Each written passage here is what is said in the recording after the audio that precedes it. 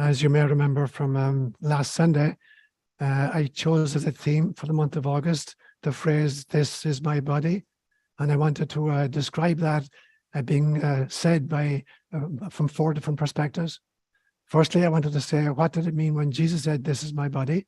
I talked about that last Sunday. And then when you say, "This is my body," what does that really mean?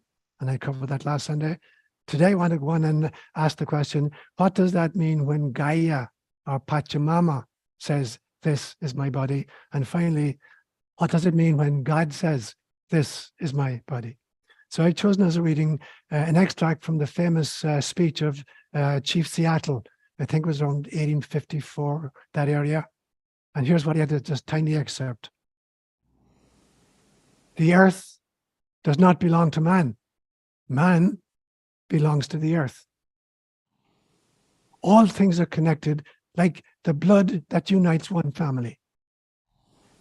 Man did not weave the web of life. He is merely a strand in it. Whatever he does to the web, he does to himself. The earth is sacred, and men and animals are but one part of it. Treat the earth with respect so that it lasts for centuries to come and is a place of wonder and beauty for our children." Words inspired by God. About 2 years ago, my friend Arlen, who lives about a half a mile away from me, decided to buy a bird bath, and is positioned outside a picture window in her home so that she could sit and look out at the birds. She and her 4 cats, and they're watching fascinated as the birds come. And lots of birds come. We get mourning doves there and pigeons there, and a lot of house finches.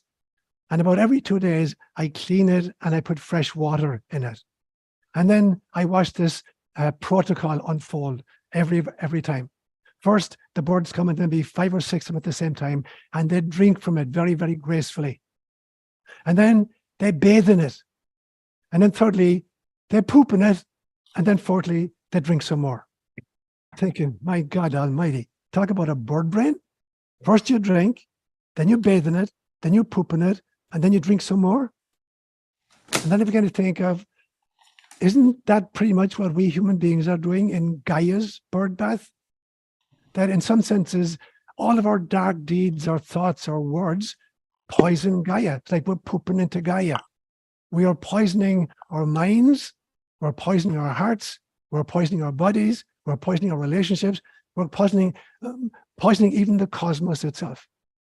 And so I want to use that kind of a metaphor, that story, to introduce today's topic.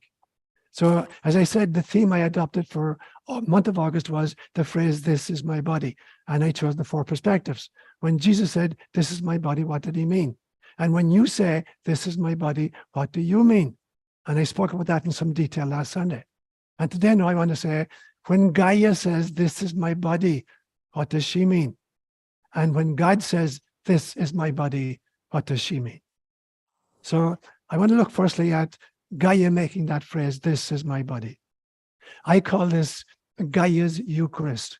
So when I hearken back to Jesus, and he says at the Last Supper, "And this is my body," I believe he wasn't just speaking on behalf of a heaven father, he was also speaking on behalf of an earth mother, speaking on behalf of Pachamama or Gaia. And therefore, the very same Eucharistic code pertains.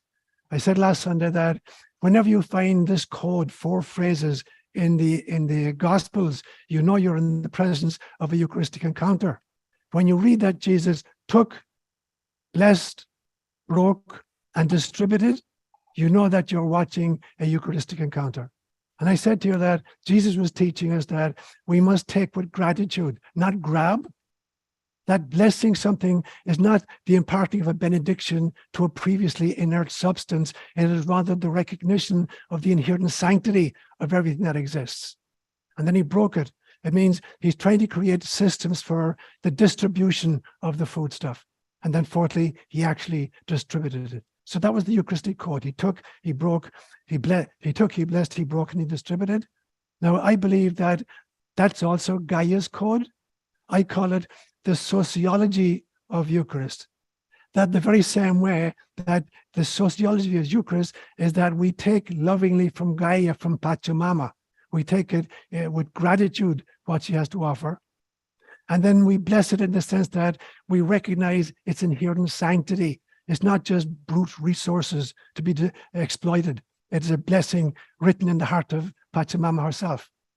And then she breaks it. She distributes it to all of her children, the birds in the bath and human beings, and everything is distributed. No questions asked. So I call it the sociology of Eucharist. And it seems to me that the words that Jesus uttered at the Last Supper are exactly the same words that Gaia silently intones on a regular basis. Again and again and again, she says, "This is my body, which is given for you. This is my blood, which is shed for you." And Gaia can rightly claim and go on and say, "I conceived you, I carried you, I birthed you, and I continue to feed you. I continue to clothe you, and I continue to house you." Because everything we put into our bodies and everything with which we clothe our bodies and the way in which we kind of protect our bodies and homes has been gifted to us by Gaia herself. So she can rightly say, "This is my body, this is my blood," which comes with the responsibility. As children of Gaia, we have the same responsibilities to feed, to clothe, and to house all of Gaia's children, all human beings, kitty cats, and all other life forms, to afford them the possibility of a place to live, and food to feed upon. This is Eucharist in action in a daily life. And so for many, many, many, many, many years, food has been sacred. There's a special sacredness to food. And so meals particularly were sacred occasions. I believe that every meal is actually a Eucharistic encounter. And so growing up as a child, and I'm sure any of you who were raised, Catholic particularly, before you started a meal, there was a grace before meals. And then when you finished, there was a grace after meals. And going way back before that, our ancestors, our first ancestors, before they had a feast, they would pour out libations to the ancestors. When they slaughtered an animal, before they took part in the meat of the animal, they would literally pour libations onto the ground for the ancestors who were living under the ground. Before that, there was even the sacrifices to the gods. When we finally figured out there were some beings in the heavens who were responsible for us, we had to make sacrifices to those gods. So we've always recognized the sanctity of food. When I was a child growing up in Ireland in the late 40s and early 50s, there were special ceremonies over the planting of the crops. A farmer, before he would plant a field, there would be a ceremony of blessing for the seeds that went into the ground. And during the harvesting of the crops, typically around this time of the year, in August, they'd bring in these huge, big thrashing machines. They were long before the combine harvesters. And there was a special ceremony, a special blessing. And the priest would come for both of those occasions, for the planting ceremonies and for the harvesting ceremonies, to thank the earth and God for what we were about to eat. And it was a great privilege for me that during all of my time in Kenya as a missionary priest, I wasn't just there to kind of save pagans from hell. I was there to share my theology, to cross-fertilize mythologies, to act as a Gnostic intermediary, somebody who was well-versed in two mythologies and could cross-fertilize them to their mutual benefit. And a lot of my work consisted in, creating Eucharist for the communities, not just having Mass on Sundays. I was involved in many, many agricultural projects because the peoples I worked with had been traditionally nomadic pastoralists. They had no history or tradition of agriculture, but the government now had forcibly settled them into a settled lifestyle. And so I was teaching them basic agricultural methods to feed themselves. I was involved quite a bit with famine relief and with community-based healthcare. And so my missionary job was not to convert pagans to Roman Catholicism, but rather to be a minister of a Eucharistic ceremony, in their agricultural fields, in famine relief, and in the community-based healthcare. So for me, they were the sacraments of Eucharist that I took part in as a missionary. There's a very powerful word at the very, very beginning of the first book of the Bible, the book of Genesis, and it happens literally within the first 2 or 3 chapters, where having created Adam and Eve and all of the creatures, we are told that the Hebrew word radah, that God gave humans radah over nature. Now, Radah has three meanings in Hebrew. It means to have dominion over, it means to have the right to exploit, or it means to have responsibility for our stewardship of. And so, unfortunately, particularly in the West, we've chosen to interpret it as a right to dominion or to exploit mere resources rather than be stewards of this extraordinary gift that God gave us. So modernity has chosen dominion and exploitation over stewardship. I'm going to go back to my bird metaphor. It's like Gaia has provided the bird bath or the well, and we have drunk ungratefully and then pooped mindlessly into it. And we wonder then where we're unwell, pun intended. So Gaia has given us an extraordinary well from which we've drunk ungratefully, and then we've pooped mindlessly into these reserves. And then we wonder why the world is the way the world is, which leads to kind of the phenomenon of hoarding and raiding. When we were nomadic pastoralists, it is impossible to hoard food when you're part of a nomadic clan. When you're a member of a typically nomadic clan, when we go way, way back in human history, had a carrying capacity of somewhere between 15 and 40 members. That was the carrying capacity of a clan. There was no way you could hoard food when you lived in such a situation. Everybody knew if you'd killed something or you'd sourced some grain, everybody was aware of it. So you couldn't hoard food. You had to distribute and share everything. Now, unfortunately, we got a situation, particularly in Europe right now, under the European Union, where they've created literally mountains of butter and lakes of milk in order to drive up the prices. And we here in the United States of America, the cost of a single B-29 bomber, the cost of a single B-29 bomber would provide clean drinking water for every single human being on planet Earth. Instead of that, we create more and more bombers to kill more and more people. It's as if we have raided our mother's fridge and then thrashed her house and then complained that the larder is empty. So over the years, I've had many, many visions of Gaia or Pachamama. I'm just going to share three of them very, very quickly for the moment. 25, 30 years ago, I had a vision of all of the souls, sitting in front of God and volunteering for different incarnational missions to different dimensions and different planetary systems and even different galaxies. And there was this one great soul, I'm going to call her Gaia, who stood in front of God and volunteered and said, send me to that third rock from the sun in that solar system, and I'll breed life there. And I will keep breeding life until I throw up a species which is capable of recognizing its own divinity and ipso facto, the divinity of all other creatures with which it shares the planet. So the planet itself is 4.6 billion years of age. Gaia made that volunteer 3.7 billion years ago, and she's been breeding and upgrading life ever since. And then recently, with the advent of Homo sapiens sapiens, here was a species on the brink of being able to recognize its own divinity, the divinity of all other human beings, and the divinity of all other species. We're on the brink, we're teetering on the brink of that.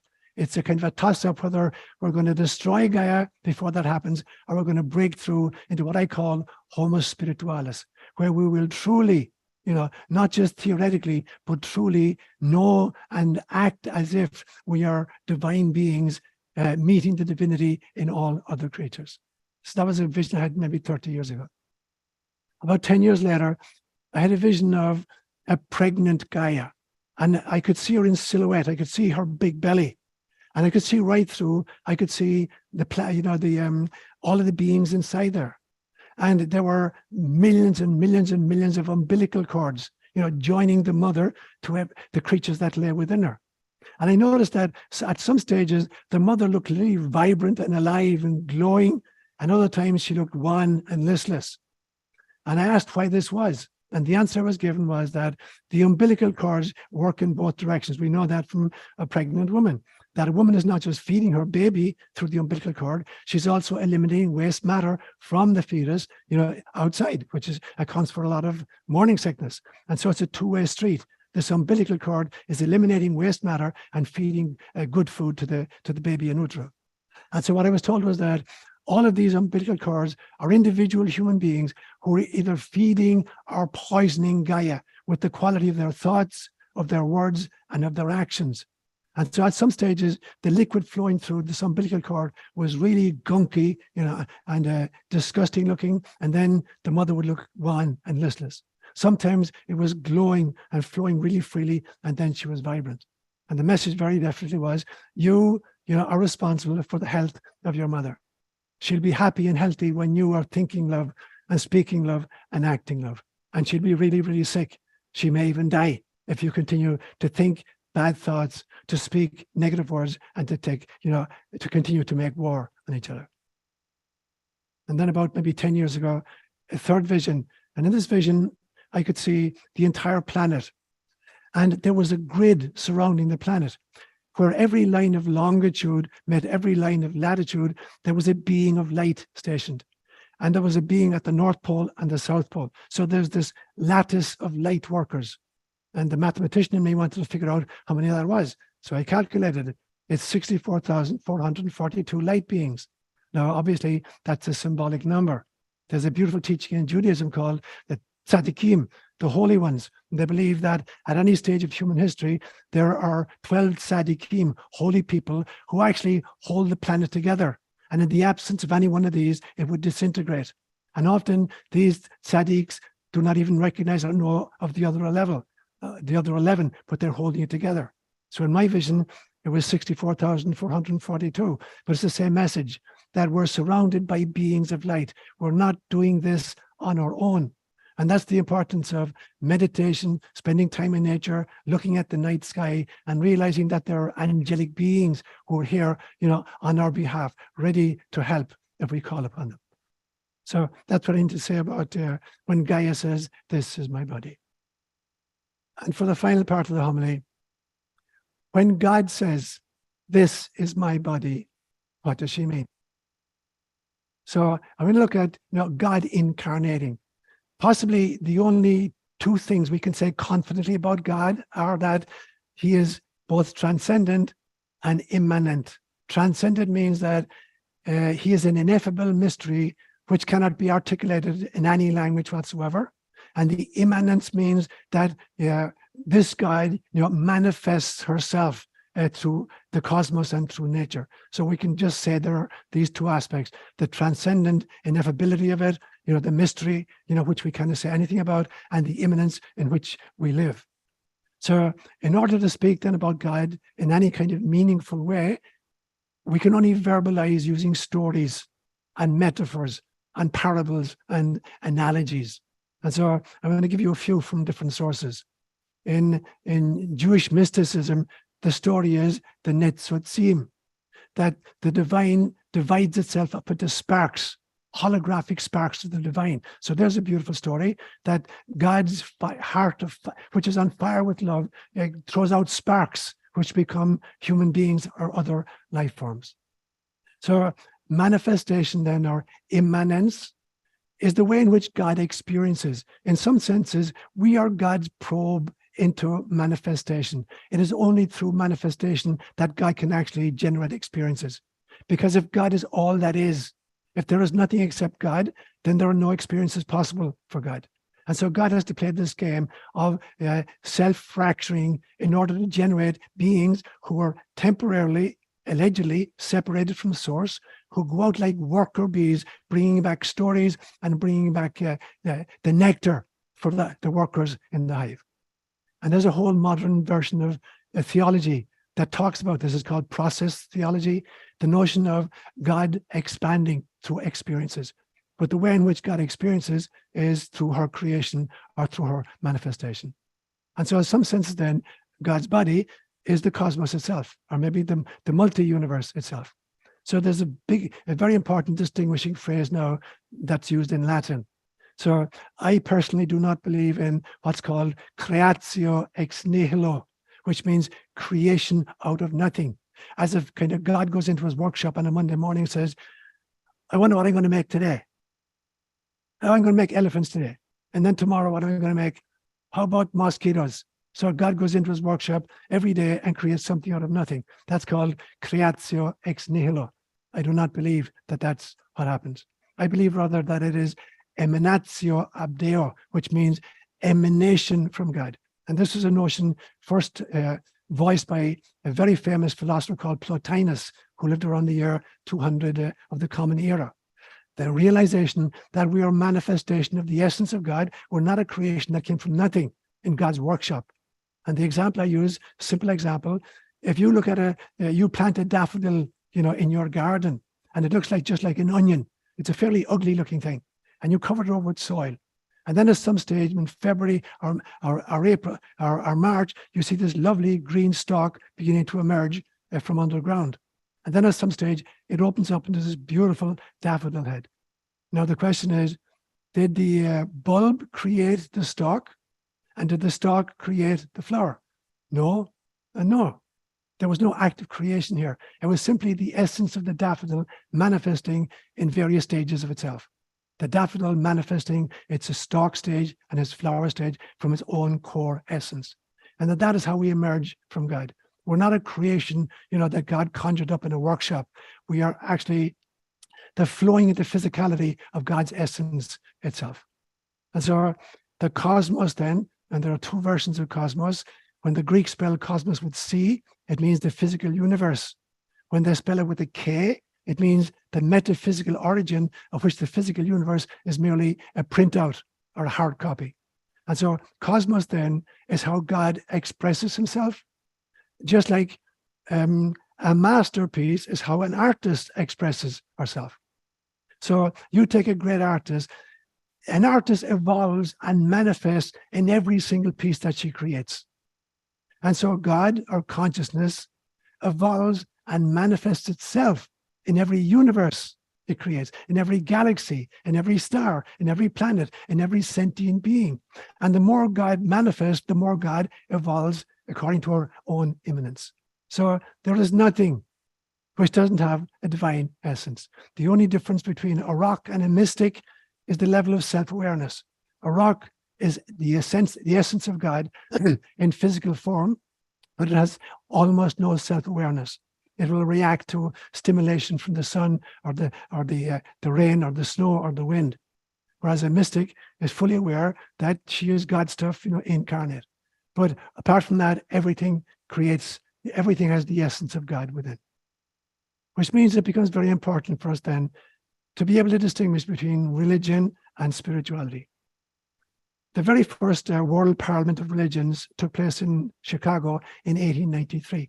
And for the first time ever, you had gurus, and great teachers from the East and from all parts of Asia and Africa and Europe and the United States meeting together to speak about religion. And there was one famous debate in that conference between two European theologians, one of whom said, you can't become a dilettante. You can't be kind of experimenting with a whole bunch of different religious systems. You got to find one and dig down deeply into it. And there was another theologian who said to him, I disagree. There's an English proverb that says, he knows not England who only England knows. He knows not England who only England knows. In other words, if you've been born and raised in England and never been outside of England, you don't really know England because you have nothing with which to compare it. And so my belief system is it becomes really, really important to research, and to taste all of the great spiritual traditions, cross-fertilize them, and you need a home base. Now you need to find perhaps one of them especially important to you and dig down really, really, really deeply. And I found that out when I came to live up here in 1994, where I live now in the mountain. I'm totally off the grid, so I got my own solar system, my own septic system, and I got my own well. I brought in drillers who went down 260 feet, to find water. And I was lucky I found a well that gives me 7 gallons a minute for my usage. Now, for me, the well, when I drank the water first, it didn't taste really good. So I had it tested. And because of the stratification of this area, as the water from the source is coming up, it's coming through a lot of different geological strata, which are contaminating it in various ways. And so the water has to be cleansed before it's potable. So for me, the water that I drink is actually coming from the Sierras away, maybe 200 miles away from me. It's snow melt. It's pristine water, but it goes underground and then it has to filter up through these geological strata, which kind of contaminated with various kinds of things like lead and arsenic. So they have to be taken out of it. And for me, it became a great metaphor for the difference between dogmatic religion on the one hand and mystical spirituality on the other hand. The mystical spirituality is the pristine water coming from the snow melt. The dogmatic religion is what is inside my well until I clean it. And so what are the geological strata of, dogmatic religion? Theologies, the scriptural interpretations, hierarchical organization, so they contaminate the mystical spirituality. And so then it becomes really important for us that we have the courage to begin to purify the dogmatic religions in which we were raised, until we can identify the mystical spirituality, which is our birthright. One final thing I want to say, there's this real debate going on at the moment among scientists as to whether or not we live in a simulation. It was first mooted in 2003 by a Swedish philosopher who's a professor in Oxford University in England, a guy called Nick Bostrum. And he had the theory that we are actually living in a simulation. That his belief is that either a much more intelligent civilization has created a game which is so realistic that the actors within the game actually believe they're real, or else that we are the product of humans far into the future who've developed so well that they're looking back and creating simulations of their own origins. In the same way that if you wanted to understand, for instance, like say the tribes of East Africa 60,000 years ago, you might create a simulation and do it so effectively that you think you're actually looking at people walking around, with cudgels, chasing deer, that it can be done so effectively. So one theory has that it's human beings far, far, far into the future who want to revisit their past and have created this extraordinary simulation in which we believe we're actually real, but we're actually kind of characters or avatars in a game. It's called simulation theory. Now, that's really frightening for some people, that either a group of extraterrestrials is playing a game and we only think we're real, or that we ourselves in the future are creating a retroactive game to see where we came from. Now, do I believe we live in a simulation? I actually do. But it's the simulation in this sense. It's God's dream. I said many times that life is a dream that the ego is having. And the ego is a dream that the soul is having. And the soul is a dream that spirit is having. And spirit is a dream that source is having. So yes, we live in a simulation. It is God's simulation. It's not a group of ET kids bored in their parents' basement just playing games. It is God who created this simulation. And the reality is a real reality. It's not that God is pretending this to be the case. So we are told, that in this dream, we are built in God's image and likeness. How more real can you get? Then you're actually built in the image and the likeness of God. So it means we then have to look at what do we mean when we say real, or the reality of a simulation. So there are different orders of reality and different levels of reality. And so in some senses, every level of reality is a simulation. Even the soul is a simulation, but it's a simulation of source itself. We are bite-sized pieces of God. And so the only ultimate reality is the transcendent one, source itself. Everything afterwards is a simulation created by this source, but a simulation which is so powerful because it comes from God that the beings in it are real and they even have free will. Now, Hinduism, realized this many, many, many, many years ago. They talk about Maya, illusion. But very, very often, we in the West, when we encounter the word Maya or illusion, we misinterpret what it means. We think that Hinduism says that Maya means that this 3D world is false. It doesn't exist. It's a total illusion. That is not what they're saying. What they're saying is that Maya is the kind of the belief system that only this 3D world is true. Not that it's false, but that it's the only level of reality. That is Maya. If we believe that this physical world is, the only level of reality, that is illusion, because it's not that. So what are the levels of reality? I believe that Anything that can be experienced is real. Even a schizophrenic episode is real, because for the person experiencing it is a real experience. It's really a mental and a physical experience, and to that extent, it's real, but it's real in a different kind of a dimension. Now, there's a great, saying in the mystical literature that the schizophrenic drowns in the same waters in which the mystic swims. They're both having extraordinary experiences, but the mystic is bilingual. The mystic is able to realize that there are dimensions in which this mystical wisdom cannot be articulated, and to try to kind of live in the secular world with a mystical mindset, means that you can't pay your taxes or tie your shoelaces or stop at a red light. So you have to learn to know, when am I in 3D reality and what is the appropriate language to engage in here? The schizophrenic can't do that. The schizophrenic is having real, possibly mystical experiences, but is trying to speak English in France and French in English, where nobody understands the language. So there are many different levels then to reality. There is the personal level of reality. Because of your unique experiences as a unique child of God, you have a reality which nobody else has access to. But then you live in society, so there's a kind of a cross-fertilization of personal realities. It's like the intersection set between the individuals in a group. And we call that consensual or cultural reality. And it's dimension-specific reality. It's a version of reality that only holds in the 3D world. When you go into a 4D or a 5D world, there's a very different dimension-specific reality at that level. And part of the spiritual journey is to learn how to access those places, and even to bring back the teachings from there and cross-fertilize it, but not speak, 5D language in a 3D context so that you're misunderstood or taught to be crazy. So the cultural reality then is the intersection of all the individual's realities. And it becomes very difficult then to experience that which the culture says is not real. And now they kind of herd us into kind of group think. Now, as I said, there are two groups that lie outside this intersection set, the cultural agreed upon, and there are the schizophrenics and the mystics. And sometimes they're indistinguishable.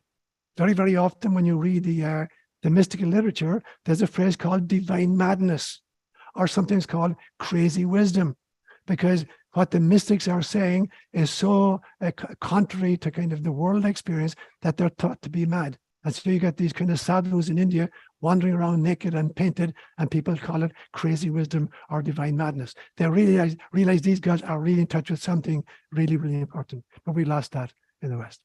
So let me finish with an image I had many, many years ago, and I've shared it many times with you. I remember one time having a vision in which I saw this huge cylindrical skyscraper, many, many, many stories high, round, cylindrical, like a huge big pipe sticking out of the ground. And the entrance to it was underground. So I had to go underground in order to find a kind of a tunnel that went up through the center of it. So a kind of an elevator bank. So I had to get into the elevator. The elevator goes up through the center of this. And if you step off at any floor, you'll find yourself in a circular corridor. And there are rooms moving from this circular corridor. If you open the door, you're in a kind of a curved wall. And then you go in and there's two straight sides and there's a curved back wall, a bigger curved back wall. So I go into this and I go up to the first floor and I go into room 101. And I see on the back wall, there's a mural painted, but it's done just charcoal, black and white. I think, wow, very, very interesting. And I think I've understood the mural. And then I go out and I say, I wonder if there's a different mural in room 102. So I go to room 102, I go in and I realize it's an extension of the one in 101. So if I hadn't seen 102, I wouldn't have had the complete picture, but it's still charcoal drawing. So then I go around 103, 104, 105, 106, 107, 108. There are 8 rooms on the floor.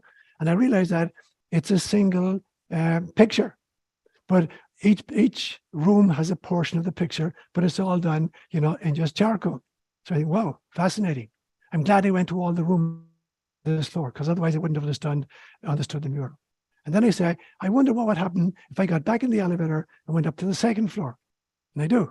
And I got off and I go into room 201 and 202 and 203 and 204. And I find out it's the same mural, except this time it's done in living color.